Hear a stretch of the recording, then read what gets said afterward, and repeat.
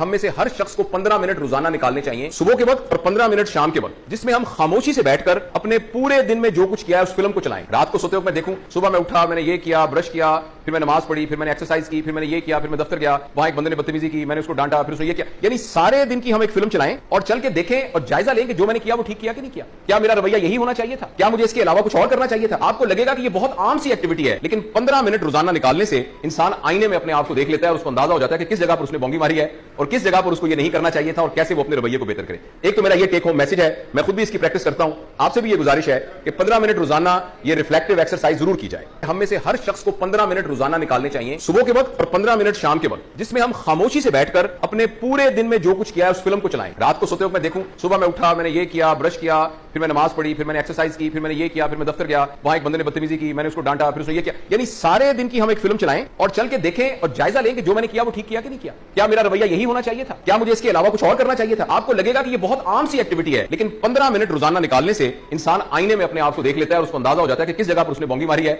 और किस जगह पर उसको ये नहीं करना चाहिए था और कैसे वो अपने रवैये को बेहतर करे। एक तो मेरा ये टेक होम मैसेज है, मैं खुद भी इसकी प्रैक्टिस करता हूं, आपसे भी ये गुजारिश है कि 15 मिनट रोजाना ये रिफ्लेक्टिव एक्सरसाइज जरूर की जाए।